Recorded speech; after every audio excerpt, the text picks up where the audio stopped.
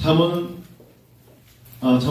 1절 읽을까요? 4장부터 시작. 아들들아, 아비의 훈계를 들으며 명철을 얻기에 주의하라. 내가 선한 도리를 너희에게 전하노니 내 법을 떠나지 말라. 나도 내 아버지에게 아들이었으며 내 어머니 보기에 유약한 외아들이었노라. 아버지가 내게 가르쳐 이르기를 내 말을 내 마음에 두라. 내 명령을 지키라. 그리하면 살리라. 지혜를 얻으며 명철을 얻으라. 내 입의 말을 잊지 말며 어기지 말라.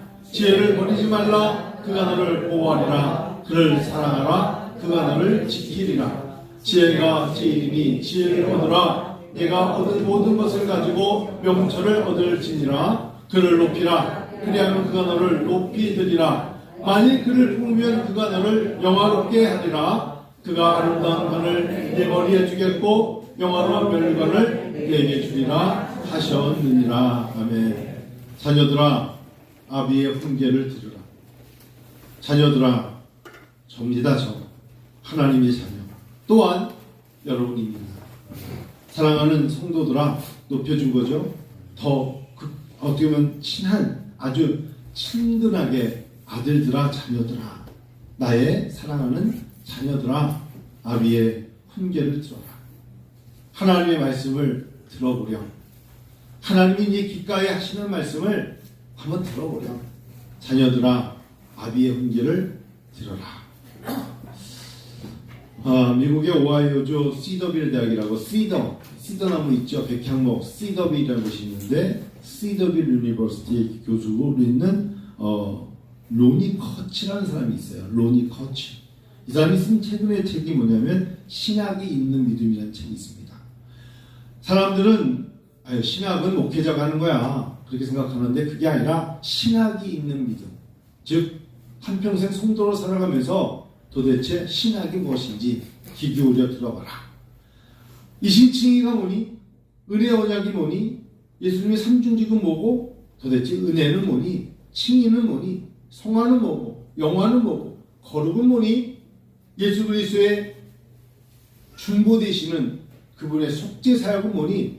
창세기로 가면 창조신학이라는 말도 있습니다. 관심 없지? 너희 이야기가 아닌 것 같지? 그런데 신앙에는 뭐가 필요하다? 신학이 있어야 된단다. 세상을 살아가면서 알아야 될 게 많지 않니? 기왕이면 운전하고 다닐 때 예를 들면 차를 그냥 밟으면 가고 오른쪽 걸 밟으면 가고 왼쪽 거 밟으면 쓴단다. 그 정도만 하고 다니는 것보다 차라는 것은 이렇게 이루어져 있는데 이 차를 어떻게 사용하면 오래 가고 어떻게 사용하면 고속도로에 쓴단다. 그런 걸 알고 사용하는 것이 훨씬 유익하다는 거예요. 그래서 믿음, 신학이 있는 믿음, 가로치고 하나님을 아는 지식, 내 성품이 되다. 결국은 신학은 우리에게 안내를 해주는데 하나님이 누구시며 하나님은 우리에게 무엇을 요구하시며 하나님의 형상을 따라 지음받은 사람들은 어떠한 삶을 살아야 하나님이 오시기에 좋았다 인정할 것이냐. 신앙생활을 1년을 하든 10년을 하든 평생을 하든 마지막 날에는 천국에 갈 것이지만 이 땅을 살면서 많은 연예인 정보, 스포츠 정보, 정치에 대한 이야기, 그런 것만큼 더 많이 알아야 되는 게 있다면 성경은 무엇이냐? 성경 속에 드러난 하나님의 속성, 절대적 속성은 뭐며 그분은 왜 영원하시며 그분은 왜 초월적이시며 그분은 어떤 분이신가를 안다는 게 얼마나 소중하냐 말이에요. 여러분 관심 없으세요? 관심 많으시죠? 네, 맞아요. 관심을 가져라.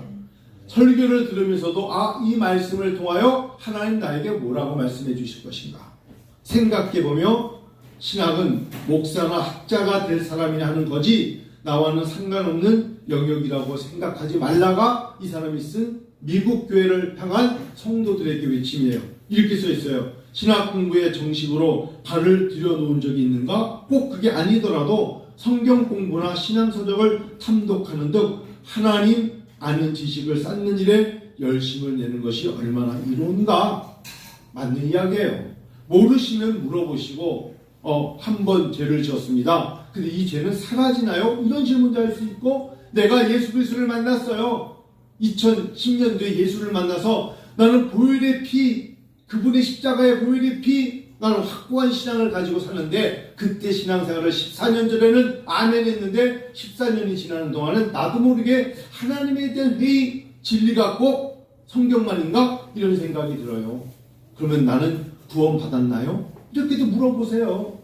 성경은 칭이라는 단어, 너가 죄인된 너를 예수 그리스도가 피로, 예수님이 십자가에 죽으심으로 의롭다고 칭해 주신다. 그게 칭의거든요. 근데 칭의는 곧 구원관이에요. 그래서 14년 전에 예수를 믿고 성경도 안 읽고 예배를 안 드렸다고 구원받았다고 말하지 말라. 그것은 구원이 아니오시다. 두렵고 떨림으로 구원을 이루라고 하셨다. 성경적이에요. 그러면 어릴 적에 예수 15살 때 예수 믿어서 한번 처음 하고 80살 될 때까지 안 믿다가 81살에 믿으면 되지. 그런 게 아니라고요. 그래서 영화라는 단어가 있고 성화라는 단어가 있어요.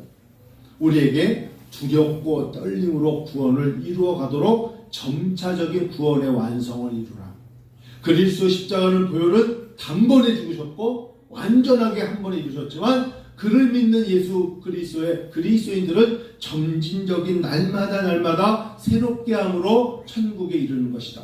육신의 몸은 점점 뼈가 말라 가벼울지라도 영성은 점점 무거워져서 하나님께 가는 것이다. 할렐루야. 얼마나 심각한 과제인지 몰라요. 하나님을 아는 지식이 점점 깊어질수록 몸은 가벼워질지 몰라도 영성은 깊어지는 것입니다. 기도가 깊어집니다. 성경을 대하는 자세가 깊어지고요. 깊은 기도를 경험할 수 있어요. 찬양 한 장을 불러도 가요를 부르듯이 부르지 않고 이 찬양을 작사 작곡한 사람들의 마음을 읽어요. 저는 나를 부르신 주 이 박은총이라는 분이 이거를 작사하신 것 같기는 했는데 나를 부르신 주가 이루어 주시네. 굉장히 볼수록 이 가사가 굉장히 와닿아요. 잠시 넘어지더라도 붙잡아 주시네. 나의 걸어가는 길 늘 동행하시네. 혼자라 생각했던 삶 늘 함께 하셨네. 나 찬양해 언제나 어디서나 부르신 그 뜻대로 나를 지으신 주의 뜻대로 나 찬양해 영원토록 노래하네. 나를 부르신 대로 주를 찬양하며 살아가리라. 이 얼마나 멋진 신앙 간증입니까? 나를 부르셨어요. 내가 그분을 불러서 나의 주님 삼은 게 아니라 그분이 나를 부르셨는데 이루어지신 하나님의 말씀은 다 이루어집니다. 할렐루야. 1.1획도 가감되지 않은 하나님의 말씀은 다 이루어진다는 것이 우리의 신앙의 고백입니다. 너의 기도는 내가 듣고 있고 너의 간구함은 내게 들렸기에 너를 통하여 응답될 거라는 것도 성경은 확고합니다. 다만 하나님과 우리 사이에 깊은 웅덩이 같은 간극이 있어요. 죄라는 것, 불신, 그리고 세상을 향한 내 마음에 갭이 있는 겁니다. 그래서 십자가가 우리에게 다리를 놔줬죠. 그러면도 여전히 그 십자가를 다리 삼아 건너가지 않는 건 어찌하렵니까? 내가 그 십자가를 건너야 하나님께로 갈 수 있는데 십자가 앞에서 주저하고 이 십자가를 믿을 수 없다는 겁니다. 내가 밟으면 거미줄처럼 빠질까봐 두려워하는 그 불신이 하나님께로 가지 못하게 만드는 것입니다. 내 아들들아, 아비의 훈계를 들으라.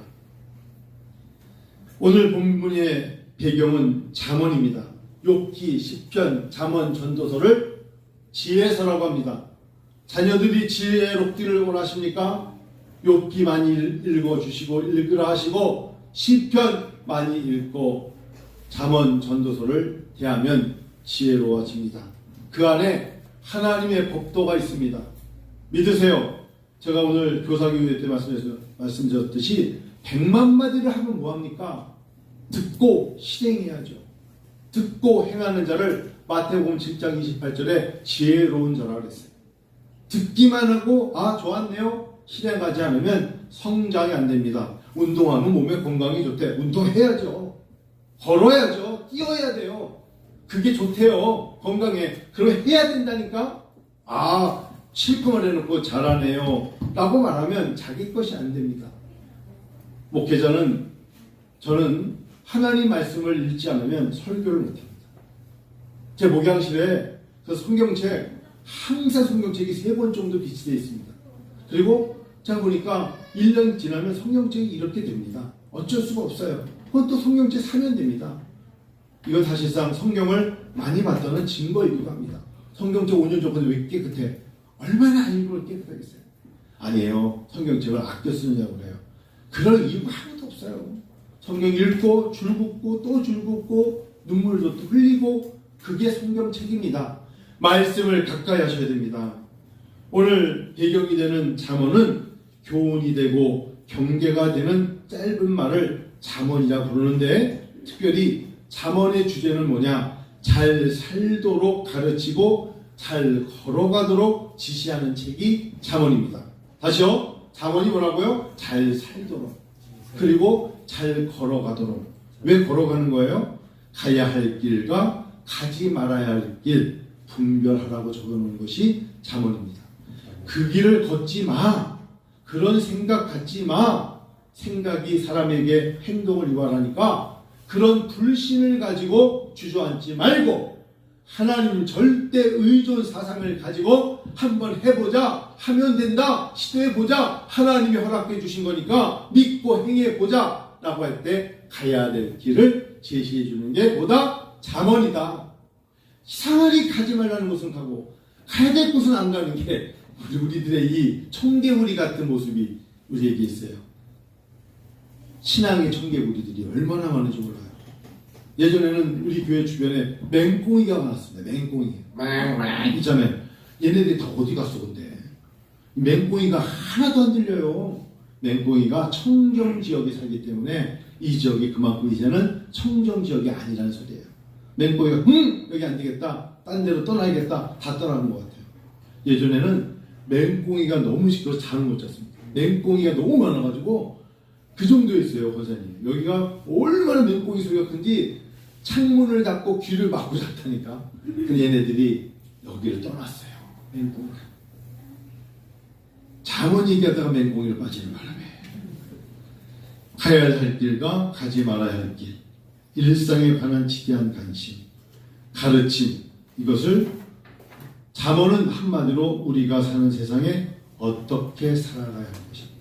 자, 이제 잠언을 가지고 오늘의 성경지혜 퀴즈, 예전에 창학 퀴즈듯이 제가 한번 문제집을 봤더니 그 중에 잠언에 대한 문제집이 한 100문제가 있는데 제가 그 중에 1번, 2번, 3번 이렇게 번호를 빼왔어요. 3번, 그 중에서 7번, 11번, 16번, 저거 17번, 이거 시험에 나오는가 17번 이렇게 빼와봤거든요. 1번의 주제가 뭐냐? 잠언은 누가 썼냐?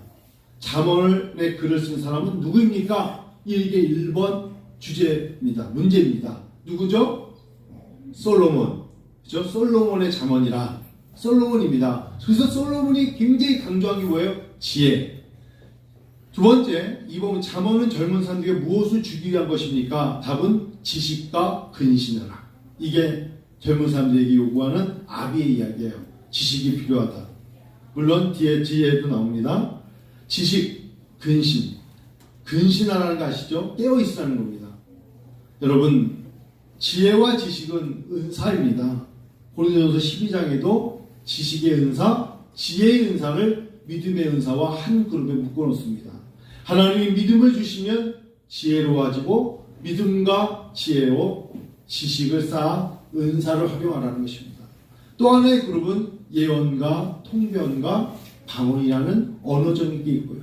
또 하나는 하나님께서 어떤 영분별이 있고 능력 행함이 있어요. 다른 겁니다. 병고침이 있습니다. 이게 9가지 은사가 있어요. 언어적인 거, 예언, 통변, 방언이 있고 가운데 믿음적인 거, 지혜와 지식이 있고 오른쪽에 병고침과 영분별이 있어요. 그러니까 어떤 거 하나만 가지고 나머지가 다 있다고 말하는 게 아니라 이렇게 9가지가 부르르 있어요. 그 중에 지식과 지혜는 항상 같이 나옵니다. 모르면 함부로 합니다. 잘못 가면 거짓된 길로 갑니다.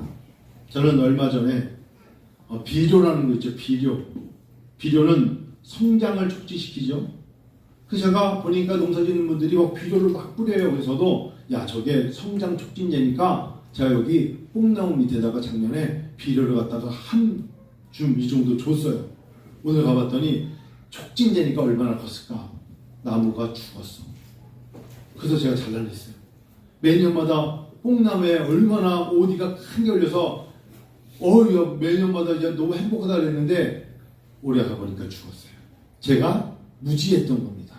왜 죽었을까? 가만히 보니까 글을 보니까 비료는 성장을 촉진시키나 과도하면 뿌리를 손상시킵니다. 조심하셔야 됩니다. 그걸 읽고 했어야 되는데 죽고 난 다음에 찾아보니까 이 비료 때문에 나무가 죽은 거예요. 토양을 오염시킵니다. 그렇게 적어있어요. 그래서 밭농사분들이 이렇게 뿌리기도 하고 멀리다 갖다 놓는구나. 직접 주지 않고. 나무도 마찬가지예요. 당신의 동네에 복숭아와 사과 나무를 심을 때는 360도 햇빛을 가장 많이 요구하는 나무이기 때문에 그늘진 곳이 있으면 그 나무는 자랄 수 없다는 겁니다. 물론 질소와 인과 칼륨이 있어도 할 수가 있다면 가장 좋은 질소는 빗물에 있다. 이렇게 적혀 있어요. 그러니까 비가 오면 나무가 잘 자라는 거예요. 지식이 필요합니다. 신앙생활 할 때도 여러분 스스로 가정에서 좋은 책이라도 한두 권 사셔서 하나님을 경외하는 마음으로 읽으시는 자가 지혜로워지고 지식이 쌓입니다. 꼭 한번 여러분 서재에 생명의 말씀을 사나 아니 저한테 물어보셔서 책 한 권을 놓고 시간 날 때마다 A.W. 토저라든지 앤드류 머레이라든지 이런 사람들이 쓴 책이 많거든요. 꺼내서 읽어보세요. 여러분 팔복을 외우십니까? 심령이 가난한 자는 복이 있나니 천국이 저희 것이라. 온유한 자는 복이 있나니 저희가 땅을 기업으로 받을 것이요 마음이 청결한 자는 복이 있나니 하나님의 아들이라 일컬을 받을 것이요 애통하는 자 복이 있나니 위로를 받을 것이라.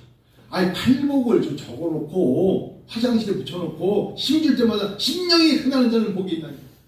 팔복을 외우세요. 복이래잖아. 하나님 복을 주신다는데 왜 그 복을 하나님 복된 말씀에 아멘만 해도 하나님 좋아하실 텐데 왜 다른 것에 이렇게 고심하고 하나님 말씀을 멀리 하시냔 말이에요. 오늘 훈계를 들으십시오. 하나님이 원하시는 걸 해보세요. 팔복을 적어놓고 외우셔야 되고 10계명을 다 적어놓고 1계명부터 10계명을 외우면서 특별히 5계명이 뭡니까? 1계명부터 4계명까지는 하나님에 대한 이야기고 5계명부터는 사람에 대한 도리입니다.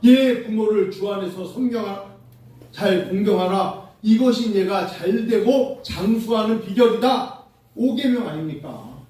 5계명을 이번 주일날 계속 읽으면서 하나님 제가 장수하기 원합니다. 어떻게 하라? 부모님을 잘 섬겨라. 출애굽기 20장 12절에 부모를 공경하라. 그리하면 하나님 여호와가 내게 준 땅에서 내 생명이 길리라. 이것이 지식이에요. 이걸 외워야죠. 내 생명이 길리라. 부모를 잘 공경하면 내 생명이 길리라 라고 말씀하십니다. 세 번째 잠언의 질문에 하나님의 법을 잊지 않고 명령을 지키면 어찌 됩니까? 답은 장수와 평강이 있다. 잠언의 말씀이에요. 여러분 마음의 근심은 뼈를 마르게 한다고 했어요. 여러분 근심해가지고 얻을 게 뭐가 있습니까? 근심이 근심을 낳고 근심 때문에 얼굴에 기쁨이 없고 결국은 잠언에 뼈를 마르게 한다고 했어요. 그러니까 사업하시는 분들 얼마나 힘들까? 저는 정말 사업하시는 분들 기도 안 할 수가 없어요. 오늘날 2024년에 이 대한민국에 살고 있으면서 사업한다는 건 아슬아슬한 얼음 위를 걷는 것보다 더 심각한 겁니다. 굉장히 그 마음을 여러분 헤아려 주셔야 돼요. 얼마나 힘든지 몰라요. 정기적으로 월급을 받을 수 있는 곳에 일한다는 건 굉장한 행복이에요. 금액이 많고 적은 건 두 번째입니다. 사업을 한다는 거 여러분 그냥 사업 어떠시냐고 물어보기도 겁날지라도 물어봐 주셔야 돼요. 그리고 진심으로 기도해 주셔야 돼요. 제 마음이 여러분 전달되길 원합니다. 그리고 감당하고 그 얼굴에 진심으로 기쁨이 있을 때 우리가 박수도 쳐주고 그래야 됩니다. 장수와 평강이 있다. 신명기 6장 1절 2절에 내 아들아 들으라.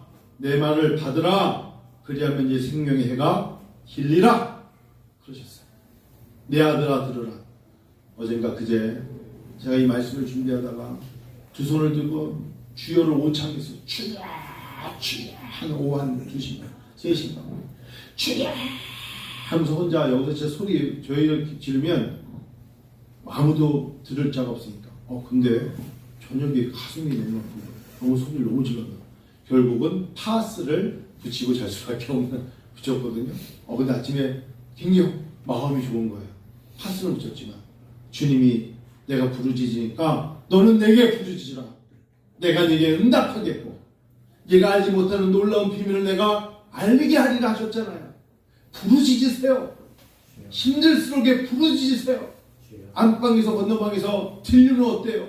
주여 부르면서 하나님 내 마음 주밖에 나의 마음을 누가 알아주겠습니까? 라고 기도하시는 거예요. 주밖에 나의 마음을 누가 알아주리요? 라고 외칠 때 하나님의 온유한 손길이 우리에게 다가옵니다. 사람에게 하소연하고 탓한다고 답이 나옵니까? 하나도 답이 나오지 않아요. 담임 목사인 저도 목회자, 하나님이 기름 부어 세운 목회자도 이 골방에 처박혀서 주여라고 5번 부르고도 엉엉 울 때가 있어요. 성도 여러분 사랑합니다. 성도 여러분들을 존경한다고 말하고 싶고 여러분들이 참 귀합니다. 어려울 때 하나님 앞에 주의 이름을 외치며 부르십시다. 그리고 그분에게 난 당신을 참 사랑합니다. 이 말만 해보세요. 하나님은 인격자이십니다. 듣고 계시다고요. 헤아려 주신다고요. 하나님의 손이 우리를 도우십니다. 할렐루야. 도우신다고요. 역사하신다고요. 주중에 저희 교회에서 CICU 수업을 했는데 르완다 선교사님, 태국 선교사님, 캄보디아 선교사님들 3분, 14분, 국내에 있는 분들 소리내고 하나님 앞에 두 손 들고 얼마나 멋지게 은혜와 부정교를 축복하소서. 24시간 비행기 타고 와서 어떤 분은 오셨는데 집이 어디냐고 그랬더니 한평이래. 또 거기 갔다가 그래서 한평 나비를 축제를 오라 그래서 아이고 갈게요 했더니 5월 2일로 끝났대. 오라고 그래놓고 5월 2일에 끝났다 그래가지고 알았다고 말았는데 한국에 와서 거기 갔다가 이틀 쉬고 저희 교회 와서 광운기도원에 숙박을 다 해서 5분인가 머물면서 나흘간 수업했어요. 여러분이 앉아있는 이 의자에 앉아서 이 교회 은혜와 교회와 성도들을 축복하소서. 하나님이여 이곳에 하나님의 성령을 부어주시고 이곳에 사랑하는 성도들의 어려움을 들으시사 하나님 저들이 원하는 것을 허락하여 주시옵소서. 하나님 불모지의 땅 르완다 땅에도 하나님께서 복의 복을 더하사 하나님 죽어가는 영혼을 살리신 같이 오산 땅과 동탄 땅과 병점 땅에 이곳에 세워진 교회를 통하여서 죽어가는 영혼을 살려주시옵소서. 주여 치료하여 주시옵소서. 불모지의 동토의 땅을 치료하시듯이 이슬람권에 죽어가는 저 영혼을 예수의 이름으로 구출하사 아이들만 300명 400명이 모이고 있는 르완다 땅이랍니다. 하나님 은혜와 부전기를 통하여 역사하실 줄로 믿습니다. 우리가 기도가 부족하면 하나님이 때로는 그렇게 천군천사로 사람들을 보내사 이 교회에서 우리 교회에서 기도하게 하신다는 거 아십니까? 얼마나 놀라운 축복입니까? 제 마음이 흥분되고 얼마나 감사한지. 그 중에 또 한 분이 선교사님이 갑자기 저를 보면서 제가 아는 청년이 한 명 있는데 은혜와 부정교회 자매하고 같이 이렇게 좀 만나게 해주면 좋겠습니다. 목사님 기도해 보세요. 그리고 못 들은 척하고 말았지만 또 그런 이야기들도 막 들어오고 전 세계적으로 뭔가 교통지가 되는. 그래요. 하나님은 우리를 사랑하신다고요. 하나님의 법을 잊지 말고 명령을 지키라 하셨습니다. 시간 관계상 하나만 더 하면 하나님이 이렇게 말씀하시네요. 자신의 재물과 수산물에 무엇으로 여호와를 공경하라고 했나요? 오늘 성경에 읽었던 겁니다. 잠언 3장 9절에 3장입니다. 4장이 아니고 3장 9절에는 네 재물과 네 소산물의 처음 익은 열매로 여호와를 공경하라. 잠언 3장 10절에 그리하면 얘 창고가 가득히 차고 얘 포도즙 틀에 새 포도즙이 넘치리라 하셨어요. 여러분, 하나님의 말씀 그대로 읽었습니다. 하나님 말씀이 이루어지실 줄로 믿으시기 바랍니다. 하나님 명령입니다. 여러분, 교회가 부를 누리려고 그러는 게 아니에요. 가난한 자는 가난함의 이유가 있어요. 내가 열심히 일했는데도 불구하고 당연히 10배, 100배의 소산의 이익을 남기는데 그러지 못하는 것은 말씀을 듣고 길가에 뿌리고 가시덤불에 뿌리고 하나님의 말씀이 막혀서 오르지 못하는 거예요. 듣고 하나님 말씀대로 실행하세요. 성경 말씀에 아나니아 삽비라 이야기가 사도행전 5장에 나와요. 사도행전 5장 9절 10절에 아나니아와 삽비라가 교회에 바칠 재산의 일부를 바친다고 감췄어요. 성령을 속인 겁니다. 말은 그럴듯하게 했어요. 내가 땅이 있는데 아나니아 삽비라 그랬죠. 드린다고 사도들에게 거짓말했어요. 바로 주의 영을 시험했죠. 그 결과로 비참한 죽음을 맞이합니다. 베드로가 이르되 너희가 어찌 함께 꾀하여 주의 영을 시험하려 하느냐. 보라, 네 남편을 장사하였다. 장사하고 오는 사람들의 발이 문 앞에 이르렀으니 또 너를 메어내가리라. 두 부부를 다 메어나가는 겁니다. 하나님 앞에서 시험할 게 있고 하나님의 마음을 고역할 게 있어요. 하면 자꾸 하는데 쓰러져 힘들어서 못해서 하나님 도와주세요. 이거는 궁율과 자비가 있는 겁니다. 하나님이 넘치는 복을 주셔서 이 정도까지 끌어줬는데 하나님의 것에 인색하거나 거짓말하거나 또 외면하면 아나니아와 삽비라가 뭐가 다르겠어요? 성경에 잠언서 말씀에 그런 말씀이 있습니다. 여호와께서 그 사랑하는 자를 징계하신다 그랬어요. 아버지가 아들을 징계하는 것과 같다. 사실은 징계의 목적은 사랑하기 때문에 하는 겁니다. 뭔가 늦춰지고 고심하게 하고 무엇인가 내 뜻대로 안 되는 건 사랑입니다. 왜? 그것으로 말하면 너를 보호해 주려고 하는 겁니다. 엄마 나 한강에 뛰어들고 싶어요. 물이 너무 맑으니까요. 못하게 막는 건 징계입니다. 그 사람에게는 징계지만 사랑하기 때문입니다. 내 기도가 왜 이렇게 빨리 성취되지 않죠? 응답받지 못하죠? 너를 보호하고자 하는 하나님의 의도가 있는 것입니다. 사람들은 그것을 탓합니다. 하나님은 내 기도를 외면해. 그렇지 않습니다. 때가 있습니다. 하나님 때로는 중요한 건 중요한 만큼 오래 걸리게 하십니다. 일을 저질러 놓고 후회하는 건 인간이 감당해야 될 어마어마한 상처가 있습니다. 힘듦이 있는 것입니다. 말씀을 이제 마칠 때가 됐습니다. 지혜, 여호와를 경외하는 것이 지혜의 근본이라 했습니다. 다시 원점으로 하나님을 섬기는 자, 경외하는 자, 장수합니다. 할렐루야. 하나님을 제대로 섬겨보십시오. 장수합니다. 하나님을 섬기는 자, 처음 열매로 섬기는 자가 저는 확신합니다. 부요해집니다. 병에서 이기지 못하는 건 처음 익은 열매를 드리지 못하기 때문입니다. 그걸 11조라고 합니다. 성경적입니다. 만군의 여호와가 이르노라 너희 조상들의 날로부터 너희가 나의 규례를 떠나 지키지 아니하였도록 그런즉 내게로 돌아오라 그리하면 나도 너에게 돌아가리라 하였더니 너희가 이르기를 우리가 어떻게 하여 돌아가리까. 말라기 3장 17절입니다. 사람이 어찌 하나님의 것을 도둑질하겠느냐. 그러나 너희는 나의 것을 도둑질하고도 말하기를 우리가 어떻게 주의 것을 도둑질하였나이까 하는도다. 이는 곧 11조와 보험물이라. 너희 곧 온 나라가 나의 것을 도둑질하였으므로 너희가 저주를 받았느니라. 만군의 여호와가 이르노라 너희의 온전한 11조를 창고에 들여 나의 집에 양식이 있게 하고 그것은 나를 시험하여 내가 하늘 문을 열고 너에게 복을 쌓을 곳이 없도록 붙지 아니하나 보라. 성경 그대로 읽었을 뿐입니다. 만군의 여호와가 이르노라 내가 너희를 위하여 메뚜기를 금하여 너희 토지 소산을 먹고 엎드리지 못하게 하며 너의 밭의 포도나무 열매가 기한 전에 떨어지지 않게 하리니 너희 땅이 아름다워짐으로 모든 이방인들이 너희를 복되다 하리라. 하나님께 주목만큼 드렸는데 하나님이 복되다 하리라의 축복을 주신다면 그렇게 살아야 되지 않을까요? 여러분 다 축복의 간증자 되시기를 진심으로 축원합니다. 우리 사랑하는 은혜학교 성도 여러분, 멋진 간증자 되어주세요.